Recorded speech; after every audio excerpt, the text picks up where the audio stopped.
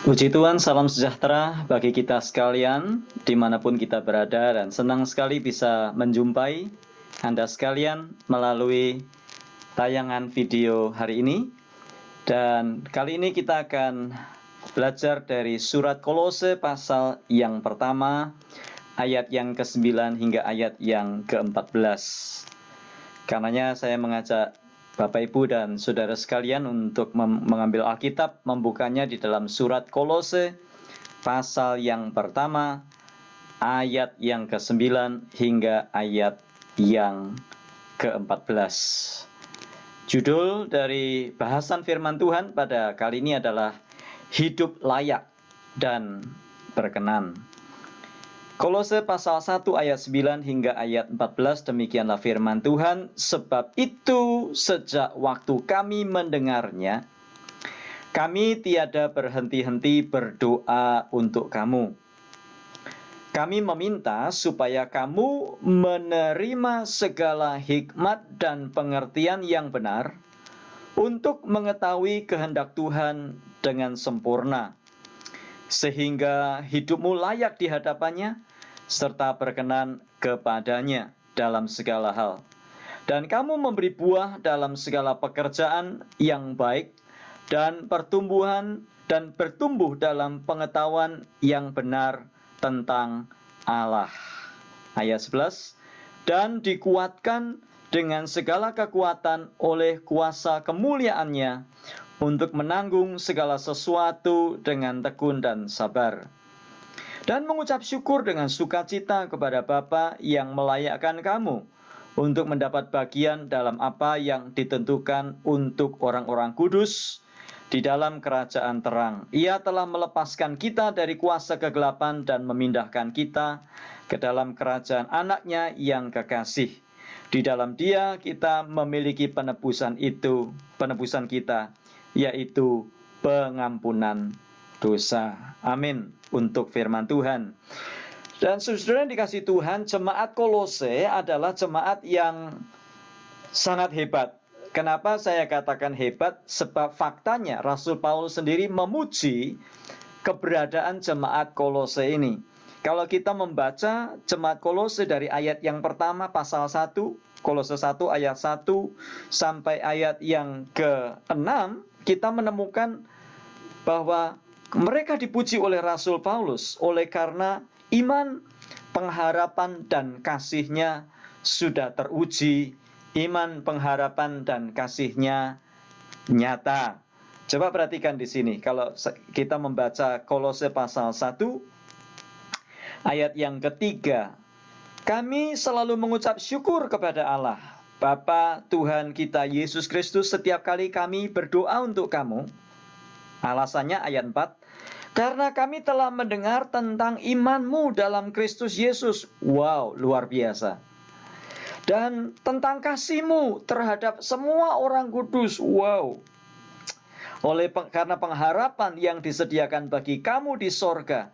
Tentang pengharapan itu telah lebih dahulu kamu dengar dalam firman kebenaran, yaitu Injil.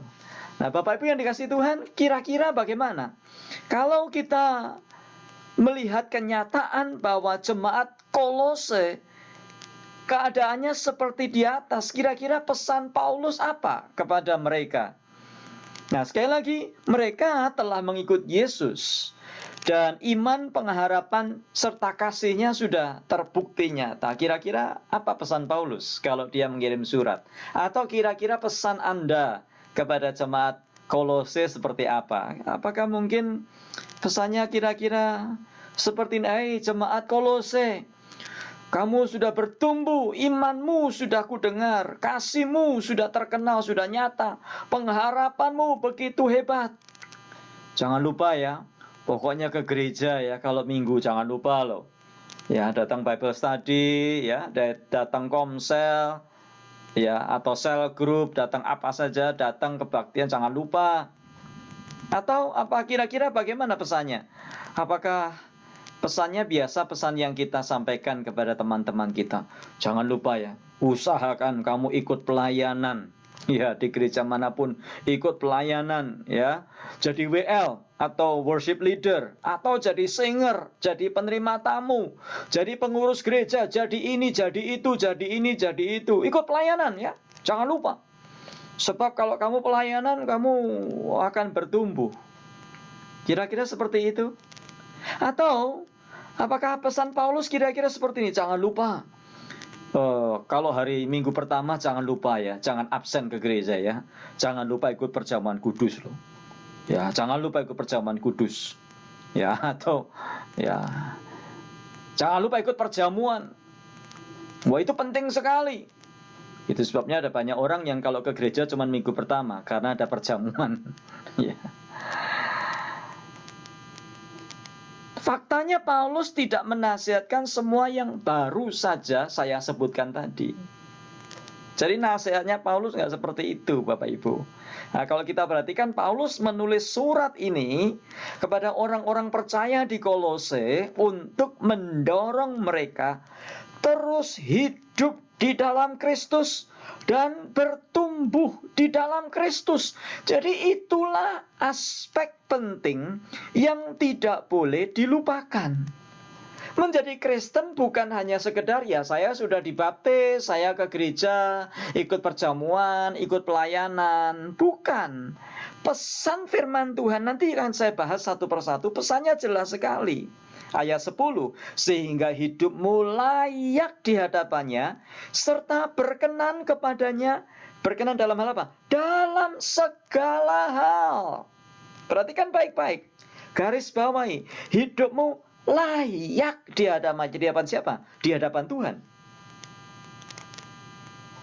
Serta berkenan kepadanya dalam segala hal.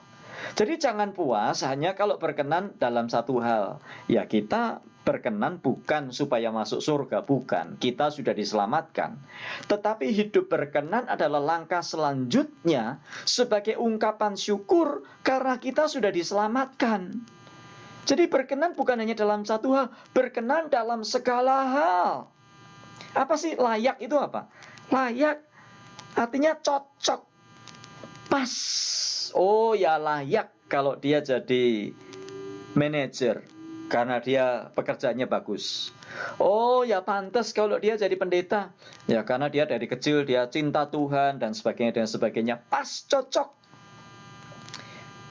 Nah, sedangkan berkenan apa? Sehingga hidupmu layak di hadapannya serta berkenan. Kata berkenan, kalau kita membaca dalam terjemahan asingnya dikatakan menyenangkan. Itulah kata yang dipakai juga di dalam Roma pasal yang ke-12 ayat yang kedua. Janganlah kamu menjadi serupa dengan dunia ini, tetapi berubahlah oleh pembaharuan budimu, sehingga kamu mengetahui kehendak Allah, apa yang baik, yang berkenan, dan yang sempurna. Itulah yang dimaksud firman Tuhan, bahwa Anda dan saya sebagai orang Kristen bukan sekedar dipanggil hanya datang ke gereja. Ya, Senin ke gereja, Selasa ke gereja, Rabu ke gereja, Kamis ke gereja, Jumat ke gereja, Sabtu ke gereja, Minggu ke gereja, tidur di gereja, makan di gereja, mandi di gereja. Bukan. Anda dan saya dipanggil untuk hidup layak, cocok, pas dengan panggilan, cocok, serupa dengan Kristus, dan berkenan di dalam segala hal. Nah, pertanyaannya sekarang bagaimana caranya? Ayat yang sudah kita baca tadi memberikan kepada kita setidaknya ada 3 hal yang perlu kita lakukan untuk hidup layak dan berkenan kepada Allah. Dari ayat yang ke-9 sampai 14 saya menemukan ada 3 hal. Yang pertama, perhatikan baik-baik ayat 9 dan ayat yang ke-10. Sebab itu sejak waktu kita mendengarnya, kami tiada berhenti-henti berdoa untuk kamu. Kami meminta supaya kamu menerima segala hikmat dan pengertian yang benar. Perhatikan baik-baik. Menerima segala hikmat dan pengertian yang benar untuk mengetahui kehendak Tuhan dengan sempurna. Nah, perhatikan ayat 10, sehingga hidupmu layak di hadapannya, serta berkenan kepadanya dalam segala hal, dan hidupmu memberi buah dalam segala pekerjaan yang baik, bertumbuh dalam pengetahuan yang benar tentang Allah. Tadi katakan, untuk mengetahui kehendak Tuhan dengan sempurna, dan bertumbuh di dalam pengetahuan yang benar tentang Allah. Nah, apa maksudnya? Jadi yang pertama, saya simpulkan begini Bapak Ibu, catat baik-baik bagaimana untuk kita hidup layak dan berkenan. Sekali lagi, bukan supaya kita masuk surga, tetapi sebagai ungkapan syukur, sebagai respons kita atas segala keselamatan yang Tuhan sudah beri. Yang pertama, kita harus dipenuhi dengan pengetahuan akan Allah. Jadi cara yang pertama untuk hidup layak dan berkenan bagi Tuhan adalah untuk dipenuhi dengan pengetahuan akan kehendak Tuhan dan pengetahuan tentang Dia sendiri. Sebab antara Tuhan dan kehendaknya tidak bisa dipisahkan. Lalu bagaimana caranya? Apakah semua orang Kristen berarti harus sekolah Alkitab supaya kita mengenal tentang Allah dan kehendaknya? Ya, kalau bisa sekolah Alkitab, puji Tuhan. Ya, tapi kan saya nggak mau jadi pendeta loh. Memangnya kalau mau sekolah Alkitab itu harus jadi pendeta? Kan tidak kan? Faktanya banyak yang sekolah jadi chef, jadi tukang masak. Faktanya banyak yang justru driving Uber. Ya. Apa harus kalau sekolah jadi chef harus jadi chef? Belum tentu. Ya, apakah kalau sekolah kita harus jadi pendeta? Belum tentu. Apakah kalau sekolah elektronik harus jadi tukang elektronik? Belum tentu. Nah, kita belajar Alkitab supaya kita mengenal Dia dan kehendaknya, yaitu dipenuhi dengan pengetahuan akan Allah. Tapi kalau memang tidak bisa, tidak ada waktu, ya jangan pernah lupa, Anda dan saya tetap dipanggil untuk mengenal Allah dengan lebih baik dari hari ke hari. NLT Translation, New Living Translation berkata, "Then the way you live will always honor and please the Lord, and your lives will produce every kind of good fruit. All the while, you will grow as you learn to know God better and better."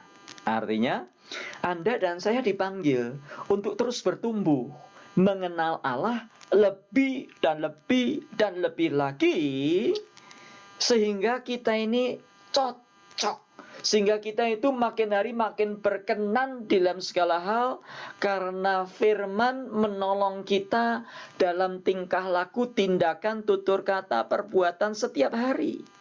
Nah, Tuhan tidak ingin kita hanya sekedar menerima firman-Nya. Menerima firman, tetapi bukan untuk dilakukan, tetapi ditinggalkan di suatu tempat dan kita melupakannya. Nah, zaman pandemi ini orang dengarkan firman dari mana saja. Anda bisa dengar khotbah dari mana saja.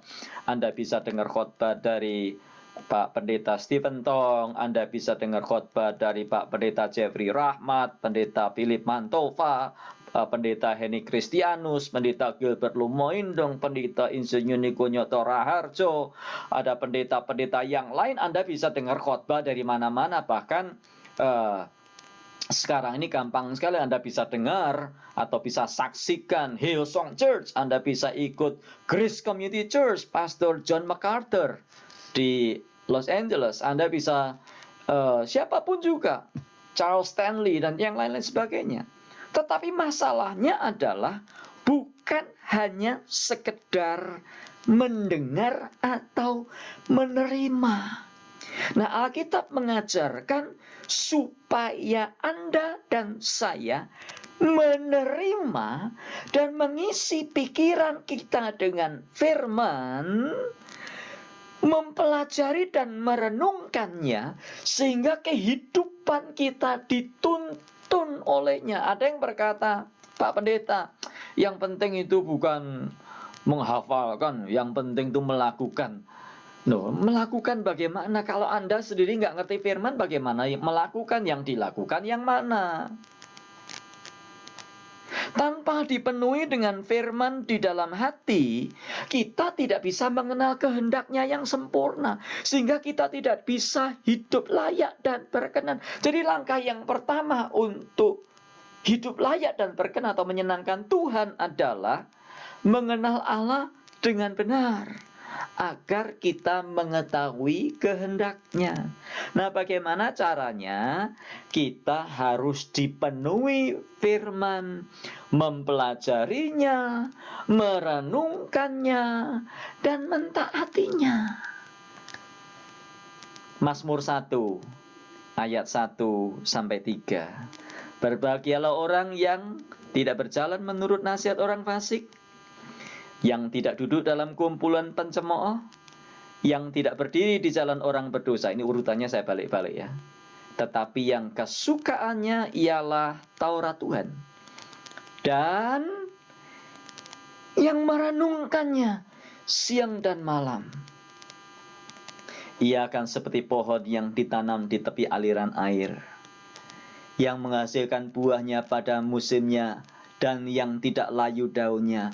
Apa saja yang diperbuatnya berhasil. Bukan otomatis. Anda tidak perlu bekerja, lalu baca Alkitab terus setiap hari, wah pasti berhasil. Tidak begitu caranya. Yosua 1 ayat 8 menasihatkan, janganlah engkau lupa memperkatakan kitab Taurat ini, tetapi renungkanlah itu siang dan malam, supaya, ini kuncinya, engkau bertindak hati-hati sesuai dengan yang tertulis di dalamnya. Sebab dengan demikian perjalananmu akan berhasil dan kamu akan beruntung. Jadi inilah pentingnya belajar firman, terus bertumbuh mengenal firman. Saya sedih, banyak orang Kristen yang menyepelekan atau acuh tidak acuh terhadap firman. Saya menulis rumus renungan murid Kristus setiap hari. Saya bagikan lebih kepada 1.000 orang di seluruh dunia setiap hari. Dan saya lihat masih banyak sekali yang tidak memperdulikannya. Masih banyak sekali yang hanya membiarkannya, tidak terbaca, bahkan sudah 1 minggu, 1 bulan tidak dibaca. Nah, pertanyaan saya, ya memang rumus bukan segala-galanya. Tapi pertanyaan saya, kalau yang simple hanya tinggal buka WA jebret lalu kita baca saja, kita nggak bisa. Lalu bagaimana kalau kita harus membuka Alkitab seperti ini, Bapak Ibu? Bagaimana kalau kita harus membuka Alkitab seperti ini? Apakah kita bisa membuka Alkitab seperti ini? Sulit rasanya. Dan ini terjadi di mana-mana. Ada banyak orang yang mengabaikan firman Tuhan. Nanti kalau sudah sakit baru cari-cari firman. Ayatnya di mana ya? Ayat untuk masalah rumah tangga itu di mana? Ayat untuk suami yang jarang pulang, ayatnya di mana? Ayat untuk suami yang mabuk-mabuk, ayatnya di mana? Kasih dong ayatnya saya, Pastor. Ayat untuk sakit, Pastor, ayatnya di mana? Loh. Dan ini terjadi, Bapak Ibu, di banyak gereja. Banyak sekali orang Kristen yang menjadi Kristen tapi lupa bertumbuh. Dengan asumsi ya pertumbuhan kan nanti berjalan sendiri otomatis. Kan firman ada berkata, aku menanam, Paulus berkata, aku yang menanam, Apolos menyiram, tetapi Allah lah yang memberi pertumbuhan. Tuh ada ayatnya tuh. Yang menumbuhkan kita kan Tuhan. Tunggu, hati-hati Bapak Ibu. Konteksnya apa itu? Ya, konteksnya apa? Silakan cari di Alkitab. Pertumbuhan tidak terjadi dengan sendirinya. Roh Kudus diberikan kepada kita, menolong Anda dan saya, supaya kita cinta kepada Dia dan firman-Nya, sehingga kita bertumbuh. Saudara yang dikasihi Tuhan, ada terlalu banyak ayat yang mengajarkan kepada kita untuk bertumbuh. Kalau pertumbuhan terjadi dengan sendirinya, bagaimana dengan Ibrani 5 ayat 12? Sebab ditinjau dari sudut waktu, kamu sudah seharusnya menjadi pengajar. Namun kamu masih perlu lagi diajarkan asas-asas pokok tentang penyataan Allah. Susulah yang kamu perlukan, bukan makanan keras. Sebab barang siapa masih membutuhkan susu, dia tidak memahami ajaran tentang kebenaran. Sebab dia bukan orang yang dewasa, tetapi anak-anak. Perhatikan baik-baik. Kepada orang-orang yang kepadanya penulis surat Ibrani menuliskan suratnya, menegur, kamu harusnya sudah jadi pengajar, harusnya kamu sudah bertumbuh, tetapi kenapa kamu tidak bertumbuh? Nah, banyak orang yang tidak memperhatikan hal ini, asumsinya ya saya pasti bertumbuh dengan sendirinya. Enggak.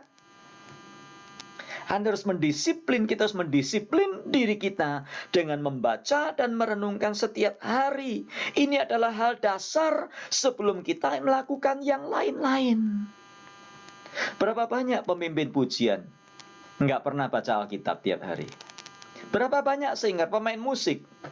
Berapa banyak guru sekolah minggu nggak pernah baca Alkitab setiap hari, tapi melayani? Ada berapa banyak pendeta tidak pernah disiplin membaca Alkitab setiap hari, tapi menyampaikan firman dari mimbar? Menyedihkan sekali. Jadi firman Tuhan kepada jemaat Kolose ini menyentuh saya, dan saya harap menyentuh Anda semua yang menyaksikan tayangan ini, bahwa membaca firman, merenungkannya dengan disiplin setiap hari adalah cara untuk kita bertumbuh sehingga kita layak dan berkenan kepada Tuhan. Kalau Anda dapat rumus, baca, renungkan, lakukan Bapak Ibu. Itu ayat sudah digoreng, itu ayat sudah dimasak. Ya, Alkitab ibaratnya kalau kita baca Alkitab, kadang-kadang kita berkata, seringkali saya mendengar, bahkan murid-murid berkata, Pastor, saya nggak bisa ngerti nih ayat ini maksudnya apa. Ayat ini maksudnya apa? Saya buka kelas MMA, kelas perjanjian baru. Banyak yang berkata, saya nggak ngerti Pak. Problemnya waktu saya baca Alkitab itu saya nggak ngerti. Jadi waktu saya baca Alkitab saya ngantuk. Nah, baca Alkitab sendiri ngantuk karena nggak ngerti. Sudah dimasakkan, sudah disajikan nih breakfast, ready to eat. Masih tidak mau juga membaca. Bagaimana kita mau bertumbuh? Orang Kristen yang tidak membaca Alkitab, pertumbuhan hanya impian, omong kosong, enggak akan terjadi. Anda dan saya harus disiplin membaca Alkitab, merenungkannya siang dan malam.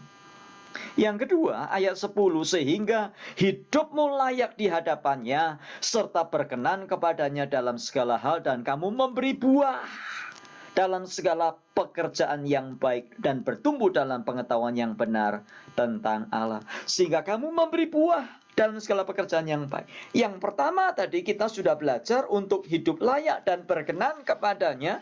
Kita perlu dipenuhi dengan pengetahuan akan Allah, akan firman-Nya, kehendaknya, merenungkannya, tenggelam di dalam firman-Nya. Tetapi juga kita perlu ayat yang ke-10, layak, hidup layak dan berkenan kepadanya, artinya hidup yang menghasilkan buah. Anda dan saya dipanggil bukan sekedar untuk menjadi Kristen. Anda dan saya dipanggil untuk menghasilkan buah. Bukan memberi buah seperti yang diterjemahkan di dalam terjemahan baru, tetapi terjemahannya lebih tepat menghasilkan buah. Nah, menghasilkan buah adalah pesan firman Tuhan di banyak bagian di dalam Alkitab. Misalnya Yohanes 15 ayat 1 sampai ayat 8. Akulah pokok anggur yang benar dan Bapakulah pengusahanya. Setiap ranting padaku yang tidak berbuah dipotongnya, dan setiap ranting yang berbuah dibersihkannya supaya lebih banyak berbuah. Lebih lanjut terus baca Yohanes 15 ayat 8 berkata, dalam hal inilah Bapakku dipermuliakan, jikalau kamu berbuah banyak, sebab dengan demikian kamu adalah murid-muridku. Jadi memuliakan Tuhan Bapak Ibu bukan hanya sekedar dengan menyanyi. Ya, di gereja kita seringkali mendengar pemimpin pujian berkata, mari kita memuliakan Tuhan. Biar setelah nyanyi, mari kita berikan kemuliaan untuk Tuhan. Nah, semua tepuk tangan. Hati Tuhan disukakan, saudara, dengan puji-pujian kita. Ya, nggak salah sih.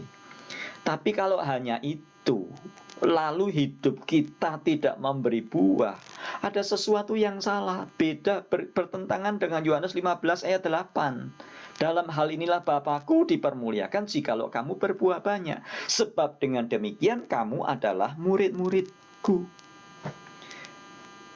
Jadi ciri murid adalah kalau kita berbuah. Dan bukan sekedar berbuah loh, berbuah banyak. Nah, apa saja buah yang dihasilkan? Nah, kalau kita membaca Galatia pasal 5, 22, 23, buah roh adalah kasih, sukacita, damai sejahtera, kesabaran, kemurahan, kesetiaan, lemah lembut, penguasaan diri, dan seterusnya. Itulah buah-buah karakter. Buah itu dihasilkan. Buah bukan dipaksa-paksa. Anda pernah menanam pohon mangga? Pernah ya? Bagaimana cara menanam pohon mangga? Dari biji mangga ditanam, terus disirami, terus dirawat, terus disirami, dikasih makan sinar matahari yang cukup, dikasih pupuk yang cukup, dikasih air yang cukup. Nanti lama-lama bertumbuh. Perlu berapa lama pohon mangga untuk menjadi dewasa dan bisa menghasilkan buah mangga? Perlu waktu yang lama, bukan? Jadi Anda jangan nanam mangga, lalu tengah malam ditumpangi tangan, ya jam 12 malam, di dalam nama Yesus, engkau pohon mangga. Besok pagi keluar buah. Besok pagi keluar buah. Dalam nama Yesus, pohon mangga keluar buah. Tidak ada yang mustahil bagi Tuhan. Lakukan mujizatmu Tuhan, pohon mangga ini jadi berbuah. Ya bisa sih, mungkin saya percaya bisa, bisanya bisa. Tapi aneh bukan? Pohon mangga yang natural, dia bertumbuh. Setelah dewasa baru dia berbuah. Itulah kehidupan Anda dan saya sebagai orang Kristen. Kita tidak mungkin akan berbuah kalau kita sendiri tidak bertumbuh. Kalau pohon tidak bertumbuh, terus tiba-tiba ada buahnya, Anda hati-hati. Itu buahnya buah plastik, Bapak Ibu. Beli di toko. Kalau di LA beli di Joann atau di Michaels, ya, di tempel-tempel begitu. Nah, banyak kehidupan orang Kristen buahnya buah plastik. Kelihatan berbuah tapi bukan buah asli. Kelihatan manis, haleluya, puji Tuhan. Tapi nyatanya nggak gitu loh. Kenapa? Karena itu bukan sesuatu yang dihasilkan. Buah yang benar adalah buah yang dihasilkan. Bukan ditempel-tempel di pohon. Anda dan saya nggak mungkin bertumbuh. Tidak mungkin berbuah kalau kita tidak bertumbuh. Nah, Matius 3 ayat 8, hasilkanlah buah yang sesuai dengan pertobatan. Pertobatan menghasilkan buah. Jadi kalau kita mengatakan kita sudah bertobat tapi tidak ada buahnya, mungkin pertobatan itu baru bukan pertobatan, bukan bertobat. T-nya hilang, tapi berobat. Hasilkanlah buah yang sesuai dengan pertobatan. Matius 12 ayat 35. Orang yang baik mengeluarkan hal-hal yang baik dari perpendaharaannya yang baik. Dan orang jahat mengeluarkan hal-hal yang jahat dari perpendaharaannya yang jahat. Bicara tentang perkataan. Dan buah sangat dibutuhkan. Kenapa? Kenapa harus berbuah? Tadi Alkitab Yohanes 15 ayat 8 berkata, dalam hari ini Bapakku dipermuliakan. Jadi kalau Anda dan saya berbuah, kita memuliakan Tuhan. memuliakan Bapa. Yang kedua, buah adalah tanda bahwa kita itu murid Kristus. Kalau pohonnya pohon mangga, buahnya durian, kira-kira bagaimana, saudara-saudara? Atau pohonnya pohon durian tapi buahnya buah jambu, aneh bukan? Nggak cocok. Nah, buah berbicara tentang pohon. Kalau buahnya mangga, pasti pohonnya pohon mangga. Kalau buahnya rambutan, pasti pohonnya rambutan. Nah, Anda dan saya, kita adalah murid Kristus. Yesus pokok dan kitalah carang-carangnya. Kalau buah kita tidak cocok dengan Kristus, apakah kita berani berkata bahwa kita adalah murid Kristus? Mungkin kita bukan murid Kristus loh. Mungkin kita beragama, baru sekedar beragama Kristen. Itu sebabnya saya mengundang Anda dan semua saja yang menyajikan tayangan ini. Kalau mungkin ada di antara kita yang hanya sekedar beragama Kristen, Anda perlu bertobat. Meminta Yesus tinggal di dalam hati. Menerima Dia sebagai Tuhan dan Juru Selamat kita setiap hari. Sehingga kita bertumbuh, mendisiplin diri bertumbuh, dan terus bertumbuh, sehingga kita nanti berbuah. Jadi Kristen itu bukan sekedar dibaptis, Pak. Kristen itu bukan sekedar ke gereja, Bu. Bukan sekedar ikut perjamuan, bukan sekedar ikut pakai kalung salib. Bukan. Jadi Anda dan saya dipanggil untuk menghasilkan buah. Karena buah berbicara tentang pohonnya, tentang pokoknya. Buah berbicara tentang siapa yang ada di dalam diri kita. Menghasilkan buah, menghasilkan buah, menghasilkan buah. Yang ketiga, ayat yang ke-11. Ayat yang ke-11, Alkitab berkata, di dalam ayat 11 dikatakan, saya membacakan bagi kita sekalian, dan dikuatkan dengan segala kekuatan oleh kuasa kemuliaannya untuk menanggung segala sesuatu dengan tekun dan sabar. Dan dikuatkan dengan segala kekuatan oleh kuasa kemuliaannya untuk menanggung segala sesuatu dengan tekun dan sabar. Yang ketiga, hidup layak dan berkenan adalah dengan dikuatkan terus-menerus dengan kuat kuasanya. Maksudnya apa? Kenapa kita perlu dikuatkan? Karena kita ini pada hakikatnya lemah. Nah, Alkitab berkata, untuk menanggung segala sesuatu dengan tekun dan sabar. Anda dan saya perlu kuat, perlu dikuatkan supaya kita bisa menanggung segala sesuatu dengan tekun dan sabar.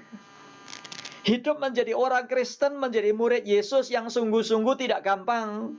Kita menghadapi tantangan, kita menghadapi ujian, kita menghadapi segala macam. Kalau kita tidak sungguh-sungguh dikuatkan oleh kuat kuasanya, maka kita akan jatuh. Karena kita ini orang pada hakikatnya lemah. Nah, bagaimana dikuatkan dengan kuat kuasanya? Nah, Alkitab sudah memberi contoh. Matius 26:41. Yesus sudah berkata, berjaga-jagalah dan berdoalah supaya kamu jangan jatuh dalam pencobaan. Roh memang penurut, tetapi daging lemah. Nah, saya senang dengan kalimat Tuhan Yesus. Berjaga-jagalah dan berdoalah supaya kamu jangan jatuh ke dalam pencobaan. Semua kita dicobai. Semua kita diuji. Tapi masalahnya kita jatuh atau enggak? Nah, caranya Yesus berkata berjagalah dan berdoalah.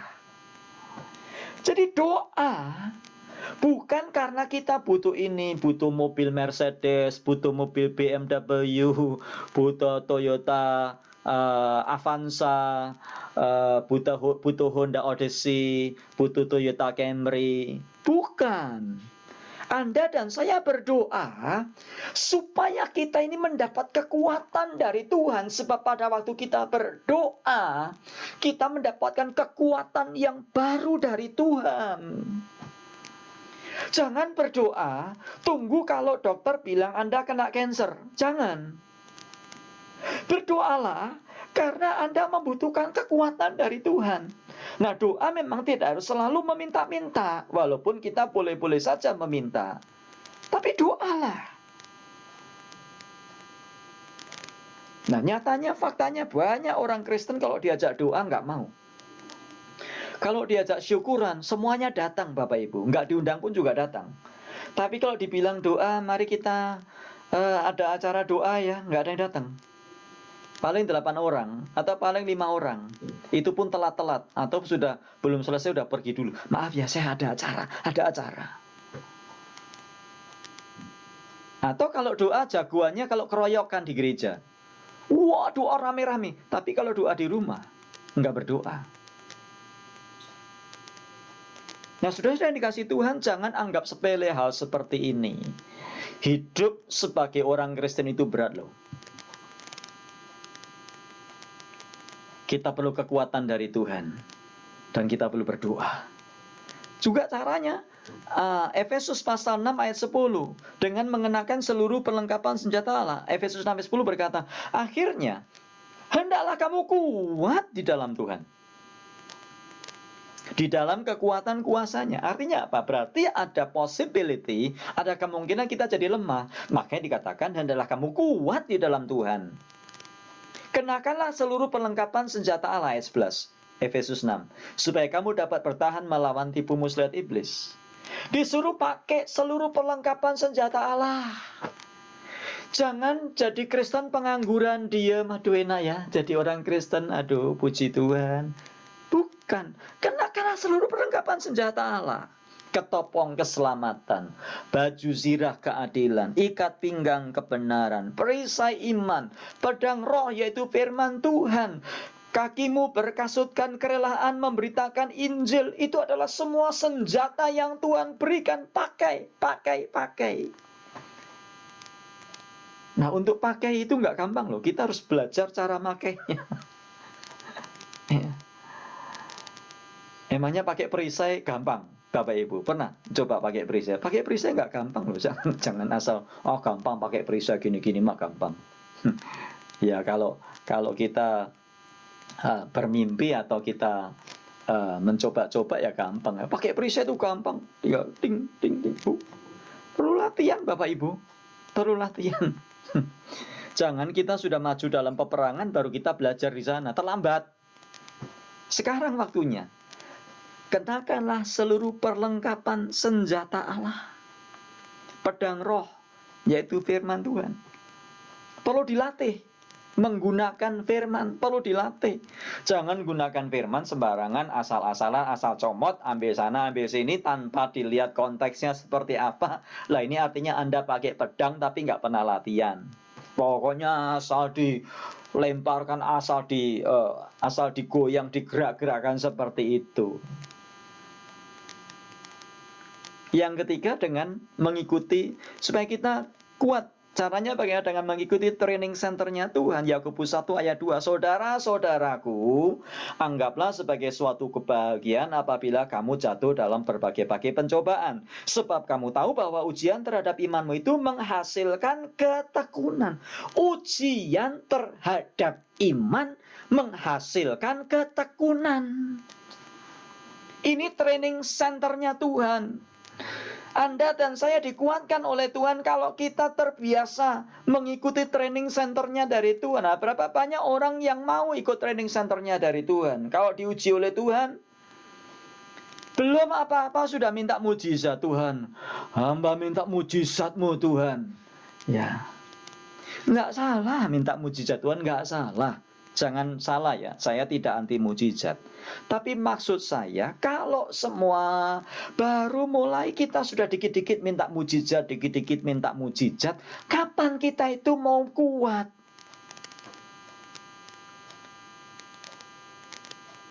Ibaratnya Anda sedang mengangkat beban. Yang angkat beban ya taruhlah 10-20 kilo lah. Baru angkat sebentar, baru dikasih latihan angkat beban 10 kilo. Sudah bilang, aduh nangis, nggak kuat ma, angkatan ma, ini ma, berat 10 kilo ma. Lalu mamanya, aduh nyo, kasihan nyo, kamu nyo ngangkat 10 kilonya, sini mama yang bawa aja. Saya tanya, ini anak terbiasa nggak ngangkat beban berat? Nggak bisa. Dari 10 kilo ditambah 11 kilo. 11 kilo tambah 12 kilo. Ya, nah ini maksudnya. Jadi Bapak Ibu, jangan dikit-dikit minta mujizat. Berjuang. Ikuti ujian, ikuti training centernya Tuhan supaya kita kuat di dalam Tuhan. Terima kasih Tuhan untuk semua yang Tuhan izinkan terjadi dalam hidupku. Beri aku kekuatan Tuhan untuk menjalaninya. Engkau bersama dengan aku Tuhan. Ada lagunya kan, Engkau ada bersamaku di setiap musim hidupku. Tak pernah ku ragukan kasih-Mu. Singkatnya seperti itu. Nanti lagunya cari sendiri Bapak Ibu.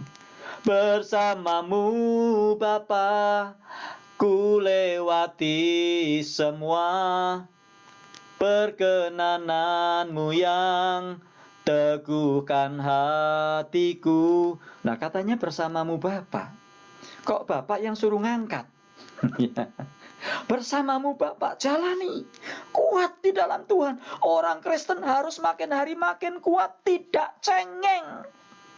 Tuhan melatih Anda dan saya jadi kuat. Mengapa harus jadi kuat? Supaya kita bisa menjadi saksi. Bukan sekedar saksi hebat, saksinya di gereja. Saudara-saudara, saya mau bersaksi ya, hebat. Tapi kesaksian Anda di luar melalui perbuatan harus hebat. Artinya apa? Kesaksian kita efektif antara kata dan perbuatan itu sama, cocok, klop, pas. Nah, banyak yang menganggap sepele hal-hal ini. Ngeri loh Bapak Ibu. Ngeri. Ya doa males, ya kemudian ikut training centernya Tuhan, males nggak mau, dikit-dikit ya kemana hari ini ada KKR di mana ya, KKR yang ada mujizat saya mau ikut ke sana. Ya nggak salah sih datang KKR, tapi maksudnya kalau kita dikit-dikit minta mujizat, kapan kita ini mau kuat? Kenakan seluruh perlengkapan senjata Allah. Berlatih. Belajar firman. Berlatih. Tuhan izinkan semua terjadi dalam hidup kita. Dia turut bekerja dalam segala sesuatu. Mendatangkan kebaikan bagi kita hadapin. Untuk bertumbuh secara rohani, kita harus menjalani kehidupan yang layak dan menyenangkan Tuhan. Nah, kita melakukan dengan dipenuhi oleh firman, menghasilkan buah, dan dikuatkan dalam kekuatan kuasanya. Saya berdoa firman ini menjadi kekuatan bagi kita sekalian, dan mari kita berdoa. Tuhan, terima kasih untuk firman yang sudah kami dengar. Ajari kami Tuhan untuk tidak sekedar puas menjadi Kristen, beragama Kristen, menjadi anggota gereja ABCD, Mega Church, gereja kecil, gereja besar. Tapi ajari kami Tuhan terus hidup layak dan berkenan kepadamu. Terus bertumbuh di dalam Engkau. Sehingga kami boleh menjadi saksi Tuhan. Ada jiwa-jiwa yang dimenangkan, ada jiwa-jiwa yang dimuridkan. Hidup kami pas sebagai murid Kristus. Sebab dengan demikian kami memuliakan Bapa. Kiranya firman ini jadi kekuatan bagi kita sekalian. Dan bila anugerah dari Allah Bapa, kasih dan rahmat-Nya yang besar yang dinyatakan dalam Tuhan Yesus Kristus, serta persekutuan, penghiburan, dan sukacita Roh Kudus menyertai kita sekalian dimanapun kita berada, sekarang dan sampai selama-lamanya. Di dalam nama Tuhan Yesus kami berdoa. Amin. Tuhan memberkati kita sekalian dan sampai jumpa di lain kesempatan. Haleluya.